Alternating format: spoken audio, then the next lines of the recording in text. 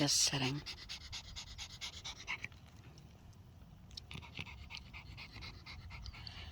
Just sitting, listening to Kasper pant. I'm crazy, because it's quite warm out today.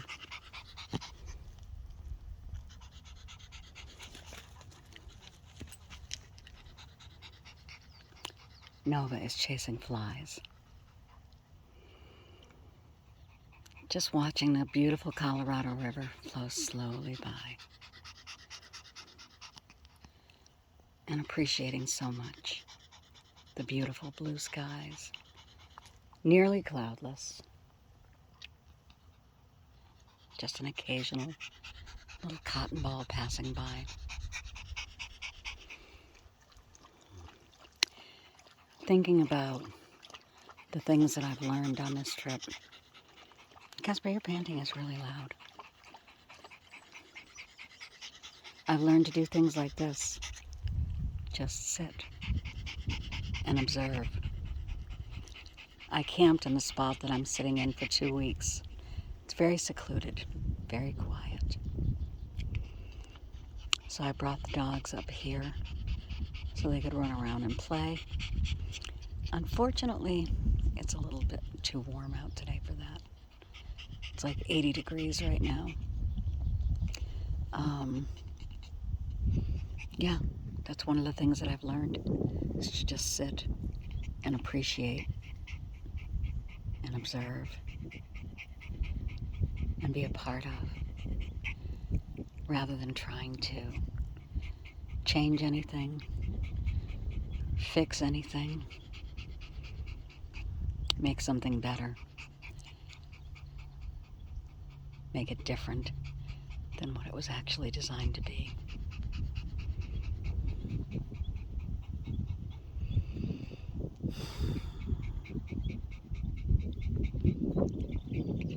I just reposted a meme a story on Facebook that someone else had posted, showing the struggles of a mouse caught in a glue trap. And I know a lot of people use them because they think that they're more humane somehow, but there's nothing humane about them. A mouse enters the trap. At the very least, its feet and its tail get stuck to the glue.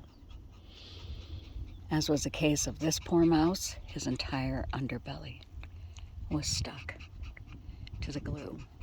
And he was anxious and trying with all of his might to free himself, and he could not. And had someone not found him and brought this poor little guy to a rescue, he would have died struggling, starving, dying of thirst, until finally it was too late, and it took his life. It really got me thinking about every little creature on the planet, every mouse, every little mole, every spider, all the things that we as humans have come to see as inconvenient or a pain, things that we don't want around, and we think that we have the right to just kill them because they're inconvenient for us, without any realization of who or what they are.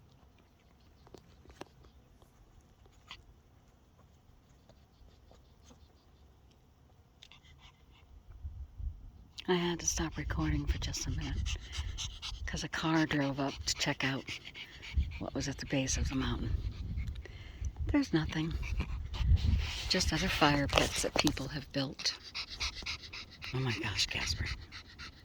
Get yourself a drink of water there, buddy. I don't know. I feel more a part of the planet that I live on than I ever have in my life before. Part of, not dominant over, not that it is in any way subordinate to me, BLM camping, or camping on Bureau of Land Management lands, which is free for up to 14 days at a time, has taught me that we don't own this planet. We inhabit this planet with millions and millions and millions of other species. And they also are not subordinate to us or less than us, no matter how tiny they are, no matter how dangerous we perceive them as being, no matter how unlike us they are. We forget they were here first. And it is not animals that are driving human beings to extinction. It's the other way around. I've learned to be alone with myself. I've learned to enjoy my own company. I've learned to appreciate nature in a way that I never have before. This tree was part of my campsite for 2 weeks, and it provided shade during this time of day, and it provided protection against the wind. And so when I first got here, I looked at the tree and I was like, you know what? I never said thank you before I left. So I walked up to the tree and I gave it a great big hug and just put my forehead against its bark and felt her energy. So beautiful. And I thanked her for watching over us while we were here and giving the dogs shade to lay in and providing shade to keep the camper from getting too cold. Not too cold, too hot. Campers are notoriously bad at staying cool in the heat of the day. So I was really grateful to this tree. She's so beautiful. I'm not even sure of the species. But don't be deceived. She's not all as friendly as she looks. Each one of those branches has tiny little thorns on it. I would imagine to protect her from birds that might want to burrow and things like that. Whatever kind of tree she is, she's truly beautiful. And I am thankful to have met her. I've also learned on this trip that I am far more capable than I ever realized. You know, I had kind of fallen into the trap of people reminding me all the time of my age and that I wasn't a spring chicken anymore. God bless you. And I started to fall into that trap and believe that somehow I wasn't capable of doing everything that I used to. And this trip has proved me wrong, as well as all of those people. No, I may not be a spring chicken anymore. Things may take me a little longer to do than they used to. Heavy weights are not as easy to lift as they once were. But I can still do them. I can still be independent and totally self-reliant. You kind of have no choice but to learn that when you're the only one that there is. No one is coming to save you. No one is coming to lift it for you. No one is coming to help you learn how to winterize your trailer or change a hot water heater diode. None of those things are happening. It's just you. And that's a really good feeling. But I think the biggest thing that I have learned on this trip is all of the rhetoric that we hear in the mainstream media is a lie. It is not dangerous or unsafe or or hazardous or life-threatening for women to be out alone in this beautiful country of ours.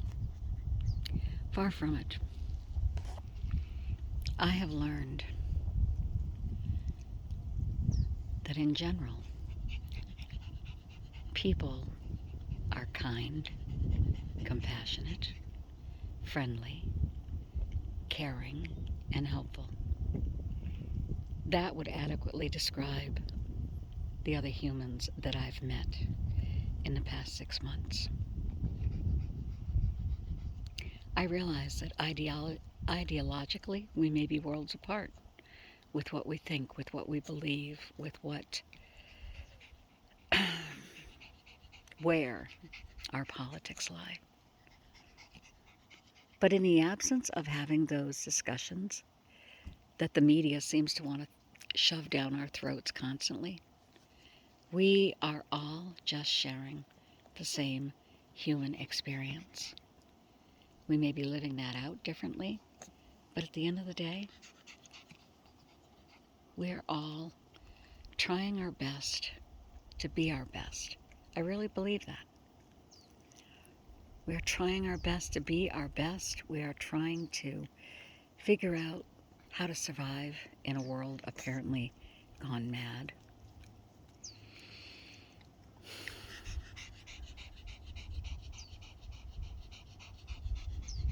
Sometimes I'm at a loss for words, because the mainstream media would like us to believe totally the opposite, that there's an us and a them, and that we can't trust them, and they are told that they can't trust us. I've simply not found that to be true at all. Everyone that I have met has been kind and helpful, and I've had occasions where I really needed a helping hand, and the universe has provided that for me in the form of wonderful people. And I am so grateful. I'm so grateful. This journey has changed me in ways that I could have never imagined. My thought processes, my way of viewing other humans, my way of viewing nature and all the incredible splendor that surrounds us, that sometimes we're just too busy to stop and look and listen and really appreciate all this planet has to offer us. And if there isn't a change of heart, a change of thinking, a different way of doing things and being on this planet, we are placing not only ourselves, but every other species in grave danger of extinction.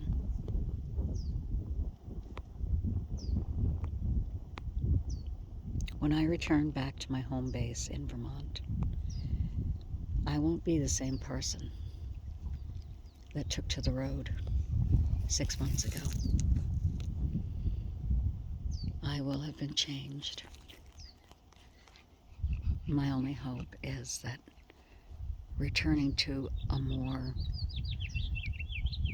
what's the word I'm looking for? Conventional lifestyle briefly, that these lessons won't be forgotten, that I will remember who and what I am, and that I am a part of something so much bigger than myself. I only wish that everyone could have the opportunity to live like this, even if only briefly, and begin to experience a change of heart. So may it be for me, so may it be for you, and so may it be for all of us.